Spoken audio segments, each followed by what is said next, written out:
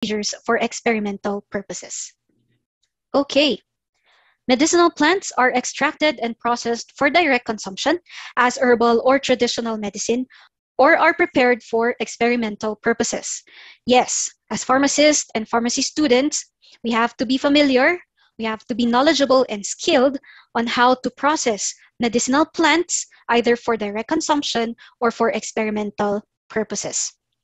I am sure you have had experiences on consuming traditional or herbal preparations. Pag nagkape kayo, brewed coffee, ayan, tea, or if you have ever contracted dengue and you were given a decoction of papaya leaves or tawa-tawa extract, ayan, or pag nasugat kayo and yung pangligo na ginamit ninyo is may decoction ng guava leaves, ayan, those are examples of direct application of plants for medicinal purposes.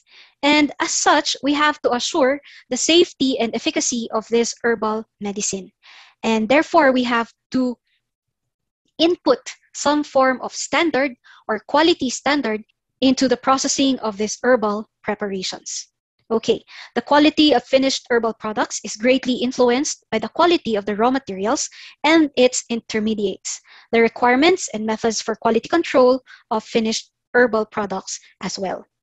So again, I'd like to emphasize the importance of quality in the preparation and processing of herbal plants or medicinal plants. We start with the definition of terms. When we say medicinal plant, it is a plant that is either wild or cultivated that comprise of active ingredients or secondary metabolites that possess biologic activity.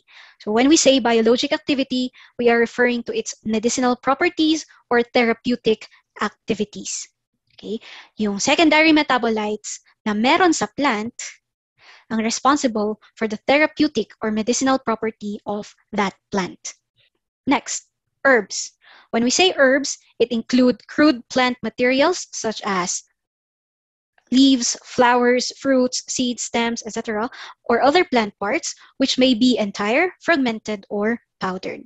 So, any plant part, whether entire or fragmented or powdered man yan, basta nanggaling sa plant, it is an herb.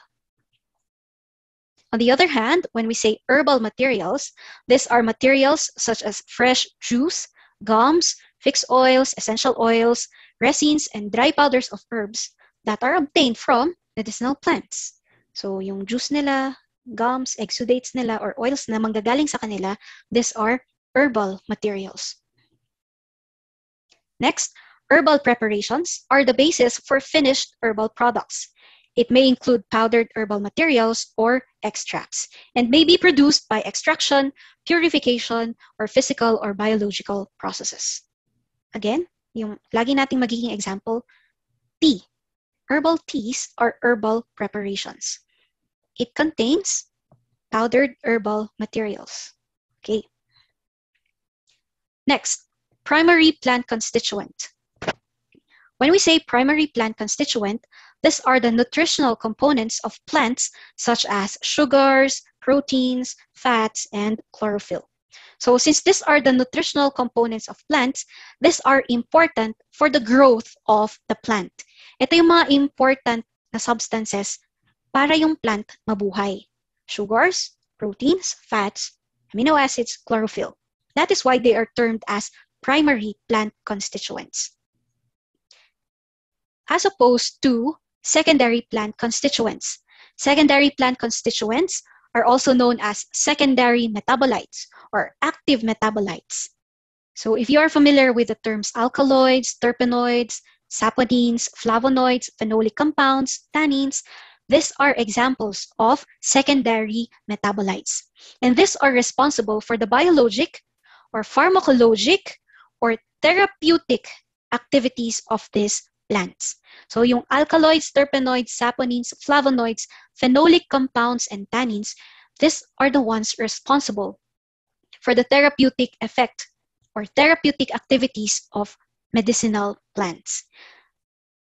Okay, so these secondary metabolites may be byproducts of plant metabolisms, They could be wastes from plants, or they could be produced by the plants as deterrents or attractants for animals or insects. So, nagproproduce sila ng ganitong metabolites para hindi sila kainin ng insects or animals. Or, nagproproduce sila ng ganitong metabolites in order to attract pollinators, say for example. Okay? So, yun yung gamit ng secondary metabolites for the plant. It could be a waste as a byproduct of the plant metabolism. Pwedeng hindi nila kailangan. Pero para sa atin, we need this, or this is the things that we explore and do research about because of their possible pharmacologic activities. Okay, next we proceed to the process of harvesting. So how do we collect plant materials? So for the collection of plant materials, we have to know which plant materials to collect and what time to collect. Furthermore, the active constituents, or these secondary metabolites that we are talking about, the amount and the quality of these metabolites would depend on the plant part to be collected, on the stage of growth, the season of harvest, handling during collection, conditions in the place of collection, and storage condition. For example, tannins, because of their astringent property, they are used as antiseptic in antiseptic washes or gargles, okay? And the amount of tannins are usually high in barks and stems of plants, in leaves maybe, and in unripe fruits. Halimbawa, bayabas. Familiar with guava? They collect the leaves and young stems of guava, they boil them, and then they use the water as an antiseptic wash to cleanse wounds. All right? Okay. If you have also eaten unripe guava, the puckering sensation in the mouth when you eat unripe guava, that is the astringent effect of the tannin. Pero pag hinog yung guava, di ba wala naman astringent feeling sa mouth? Kasi habang nahihinog yung guava, bumababa yung tannin content ng fruit. Okay? That is what we meant by the different factors that affect the presence and amount of active constituents on the plant. So for the collection of the different herbal materials, for flowers that have smell, it is recommended that they should be collected when the flower buds are just about to open and in the morning, because this would preserve the odorous principle of the flower. Kasi hindi pa siya nag-bloom totally, hindi pa nagdi-diffuse yung scent ng flower, and it is collected in the morning in order to prevent its exposure to the heat of the sun. Kasi madali lang mag-evaporate, mag-diffuse yung odorous principles ng flowers. For other flowers, they are collected when they are in full bloom. For fruits, they are collected when they are ripe, unless specified that unripe fruits will be used. Okay. Another example here for fruits aside from guava is papaya. Right? Papaya, unripe papaya, contains a high amount of papain, the enzyme papain. Kaya nga di ba pag sa pagluluto, and if you want to tenderize the meat, you include unripe papaya, right? But you do not include ripe papaya when you want to tenderize the meat. Why? Because ripe papaya has a significantly lesser amount of papain than unripe papaya. Okay. For fleshy fruits that deteriorate rapidly, they are collected when they are somewhat ripe in the morning or at nightfall para ma-prevent yung pagkalamog ng fleshy fruit. I-collect mo siya pag medyo ripe na siya. Okay. For seeds, they are collected from thoroughly ripened fruits. For barks, they are collected when the plant is in bloom or in vigorous growth and are collected from trunks and branches. For leaves, they are collected when the plants are in bloom also. And for roots and underground parts, they are collected when the plants are in full growth. Or sometimes, pagkatapos ng vegetative season nila. Again, depende yan sa amount ng plant metabolite present during that stage of growth for the plant. Kaya tina-timing din ang pag-collect. Alright, things to consider when collecting. Avoid collecting plants in a way that kills the plant. And before collecting, you determine first how much of the plant and what parts are needed. And collect only the parts that you need. This is to avoid wasting plant materials. Kasi sayang yung nako-collect mo, tapos hindi mo din lang pala gagamitin. Okay. Medicinal plants are usually collected by hand, but on a large scale, mechanical harvesters are used. So again, in collection, think of sustainability. Okay. Next would be post-harvest processing procedures. So pag na-collect mo na yung mga plant materials mo, what are the processes that the plant materials would still have to undergo? Okay. Post-harvest processing is often specific to the particular herb or plant and may involve unique procedures. However, in general, post-harvest processing includes inspection and sorting, or what you call garbling, primary processing, and drying. All right, so we start with inspection and sorting, or what you call garbling. So this process would ensure the purity and cleanliness of the plant materials that are collected.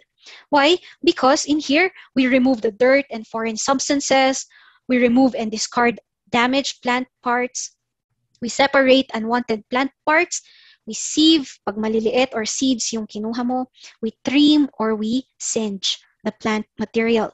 Again, this is to ensure purity and cleanliness.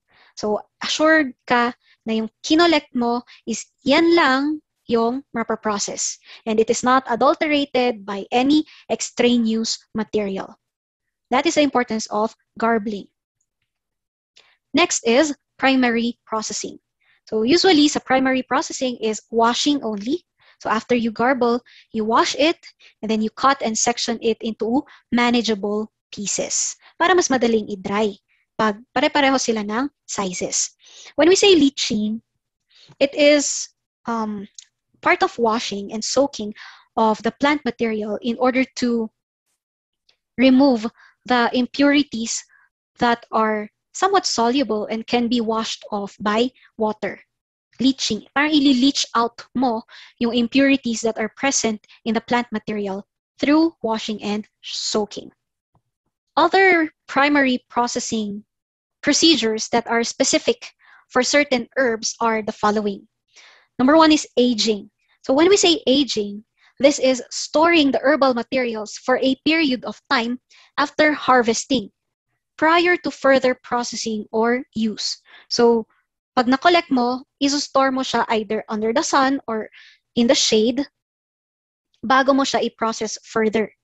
So, in here, when you age the plant material, excess water is evaporated and enzymatic reactions will occur. And ina-age mo siya para mag-occur itong enzymatic reactions, which will alter the composition of the secondary metabolite. Example is this cascara bark, which is used as a cathartic. So the secondary metabolite that is responsible for this cathartic action is the emodine glycosides.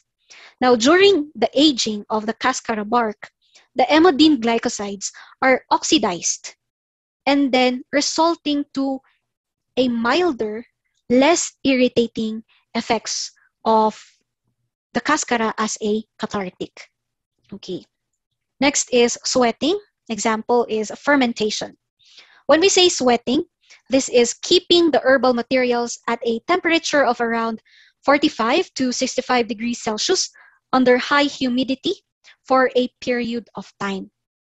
Okay? So, nakastore sila sa warm na area na mataas ang moisture content ng air for a period of time. Literally, sweating them. Okay. And during this procedure, hydrolytic and oxidative reactions occur. Example are vanilla beans, cacao. cocoa, and tea. So for vanilla beans, sweating would remove excess moisture and will result to the development of the vanilla odor. Okay. For cacao, the pulp is fermented in order to develop the flavor. So sabi nga nila, kung hindi na-sweat or na-ferment yung cocoa pulp, walang chocolate flavor na madedevelop. Okay? So this process is important in making chocolates. And lastly, tea. So in here, the leaves undergo enzymatic oxidation when they are sweated before they are dried. So this helps in the development of the color, taste, and aroma of the tea. So among the different types of tea, yung black tea ang pinaka-fermented. Next is blanching. So when we say blanching, the plant material is briefly soaked in boiling water without being fully cooked.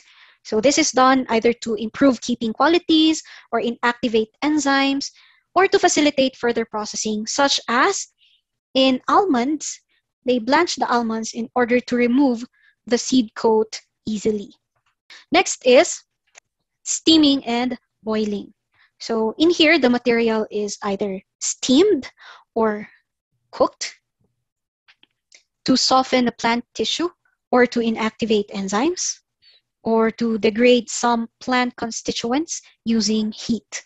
Example is the Chinese knockwheat root, which is steamed in the presence of black bean decoction to enhance its tonic effect.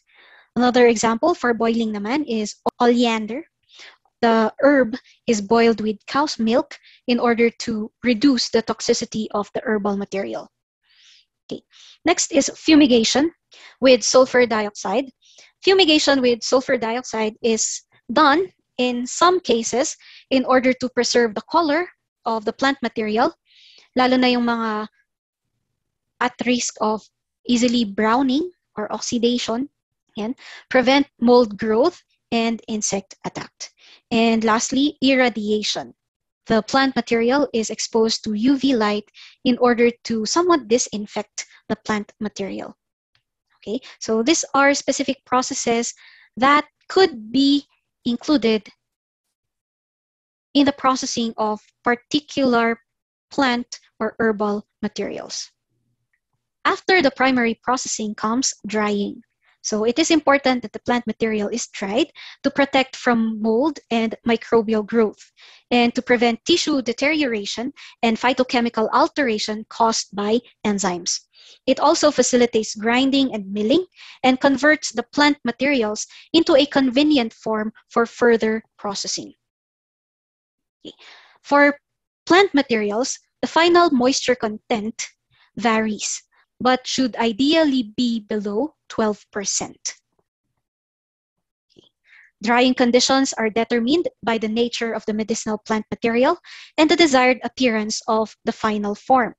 Drying conditions are dependent on the characteristics of the secondary metabolites as well and the texture of the plant material. So, isa sa talagang pinagplaplanuhan at pinag-iisipan sa processing ng herbal materials is the drying condition. So, kailangan mong alamin kung ano yung characteristic ng secondary metabolite na kailangan mong i-preserve during the processing. Kasi, some secondary metabolites are inactivated or are destroyed when the plant material is being dried using heat or if it is exposed to the sun, nasisira sila. Therefore, yung plant material, kailangan mong i-dry using other means. Okay? You also have to consider the characteristic or the texture of the plant material. So, leaves yan. Anong characteristic ng leaves? Thin ba? Rubbery ba? Is it coated with waxy coating?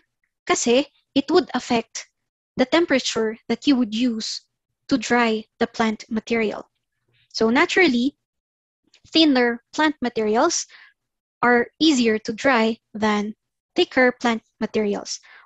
Okay, so for leaves and flowers, They contain 60 to 90% moisture for roots and rhizomes, 70 to 85% moisture, wood 40 to 50% moisture, and for seeds, 5 to 10% moisture.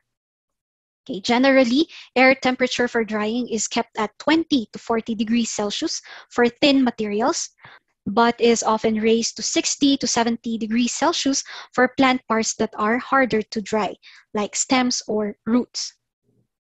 Proper drying includes 4 major aspects: temperature control, humidity, airflow, and cleanliness of air. And there are different processes of drying which can be used, again, depending on the plant material and the characteristic of the secondary metabolite. So sun drying is drying in open air, wherein the material is spread out in thin layers under the sun. Example, coffee beans, rice, sun drying yung mga yan. So kung hindi naman nasisira yung secondary metabolite pag na-expose sa sun, okay lang siyang i-sun dry.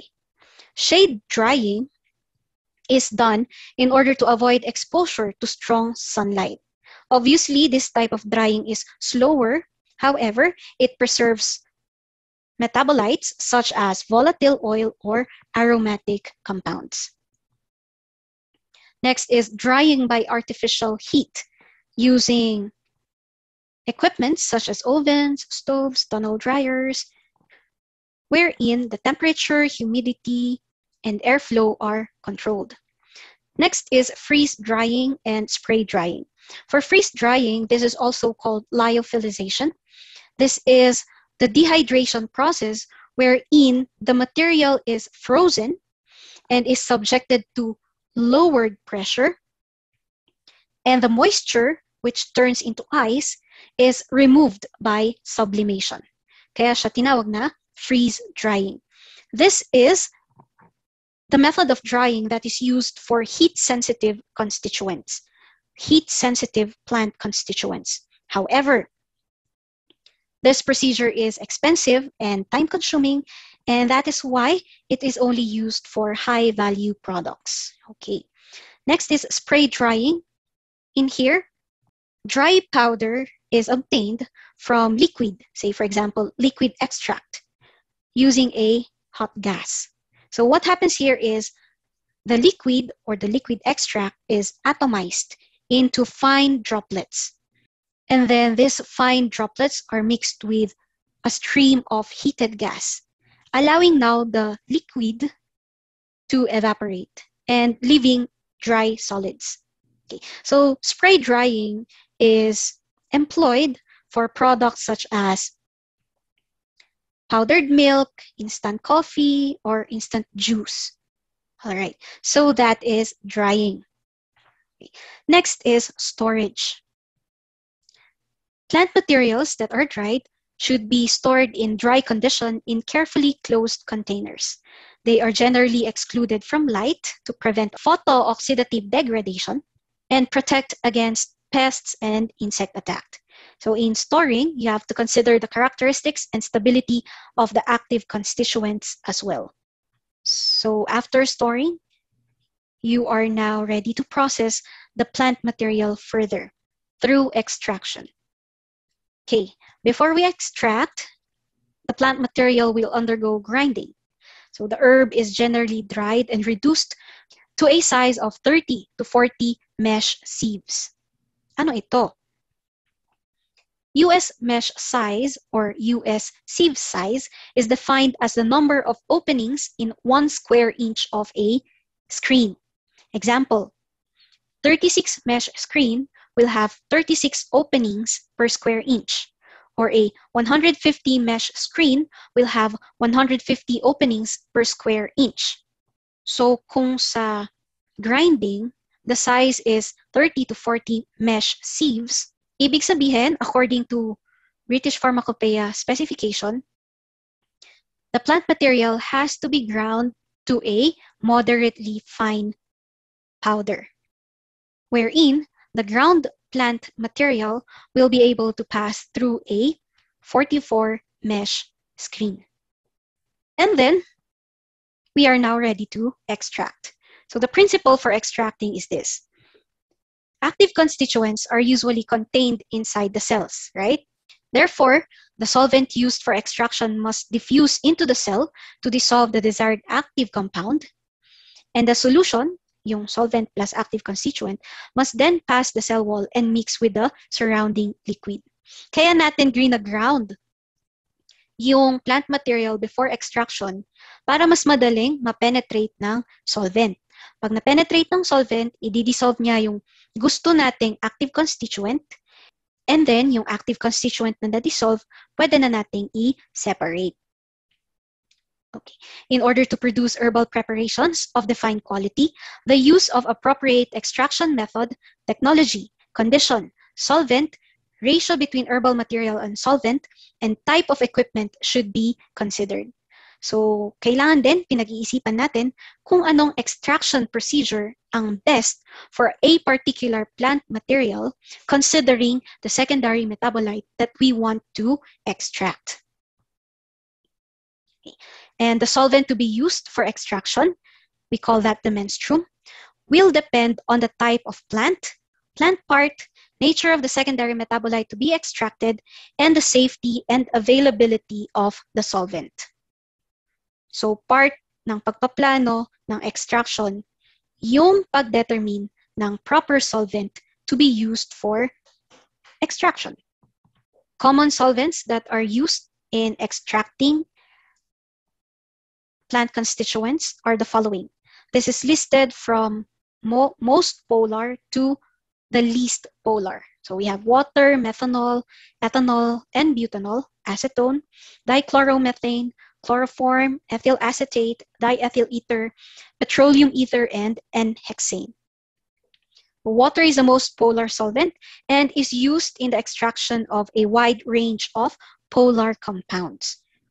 So it is cheap, non-toxic, non-flammable, and highly polar. However, using water as a solvent also promotes bacterial and mold growth, and it may cause hydrolysis, and a large amount of heat is required to concentrate the extract. So, madali lang gamitin ang water, but it also has its disadvantages. Alcohol, on the other hand, such as methanol, ethanol, and N-butanol, are also polar in nature, but are also miscible with water, and could extract polar secondary metabolites as well. So the advantage of using alcohol as a solvent is that they are self-preserving if the concentration is above 20%. They are also non-toxic at low concentration, and only a small amount of heat is required for concentrating the resulting extract. Disadvantage of using alcohol as a solvent is that it does not dissolve fat, gums, or waxes. It's also flammable and volatile. Chloroform, on the other hand, is a non-polar solvent and is used in the extraction of compounds such as terpenes, flavonoids, fats, and oils. So advantage is that it is also miscible with alcohol, and disadvantage is that it has sedative and carcinogenic properties. Ether is, again, a non-polar solvent and is used for the extraction of alkaloids, terpenes, and fatty acids. So advantage is that it is miscible with water, has a low boiling point, kaya madali siyang natatanggal pag kinoncentrate mo na yung extract. However, it is also highly volatile and flammable. So those are some characteristics of the common solvents that are used in extraction. Okay. So another principle for extraction is that like dissolves like. So therefore, polar solvents extract polar compounds and non-polar solvents extract non-polar compounds. So this table here would show us the solvents that are used for the extraction of the different active components of plant materials. Okay. In extraction, we also have to consider different factors when choosing the extraction method. So, hindi lang solvent ang pinag-iisipan, pati yung method na gagamitin mo ng pag-extract, kailangan mo din aralin. And you have to consider these factors. Stability of the plant material as well as the active metabolite to heat. Nature of the solvent, cost of the materials, duration of the extraction, final volume required, and the intended use. All right, so these are the common methods of extraction. First is maceration. When we say maceration, this is an extraction procedure wherein the powdered plant material is placed inside a container and the solvent is poured until the plant material is completely covered with the solvent. And then the container is enclosed and kept for at least 3 days with stirring occasionally. Next is percolation. In here, the apparatus used is called the percolator. So it is a narrow cone-shaped glass vessel with opening on both ends. So in here, the dried, ground, powdered material is moistened with the solvent, and then it is packed into the percolator, and then more solvent is added into the percolator, and it is allowed to stand for at least 4 hours. And then the extract is collected. Next is infusion. So for infusion, para ka lang gumagawa ng tea. So the drug material is ground and then placed inside a container. And then the extraction solvent, whether it is hot or cold, is poured on top of the drug. And the material is soaked for a short period of time. So comparing it to maceration, they are both soaking. However, for maceration, mas mahaba yung time ng pagsosoak kesa sa infusion. Decoction, on the other hand, is the process that involves continuous hot extraction using water as a solvent. So in here, the dried ground plant material is placed into a clean container, and then water is poured and stirred, and heat is applied throughout the process. Digestion, on the other hand, is a form of maceration in which gentle heat is used during the process of extraction. It is used when moderately elevated temperature is allowed. So, maceration siya, pero with the aid of gentle heat. And lastly, Soxhlet extraction. So it is also otherwise known as continuous hot extraction. So the apparatus used here is a Soxhlet extractor, and it consists of a round bottom flask, an extraction chamber, a siphon tube, and a condenser on top. So in here, the dried ground plant material is placed inside the thimble, and the extraction solvent is poured into the bottom flask. And then the solvent is heated, it evaporates, it passes through the condenser, and it flows down to the extraction chamber and extracts the drug by coming in contact with the plant material. So continuous to na nangyayari until such time na ma-extract lahat yung active principles ng plant material. All right, so those are the process of crude drug preparation. So just to summarize, an example is this process, yung extraction ng pepper essential oil. So first is collection of the seeds of black pepper, grinding it, sieving it, and then extracting the oil.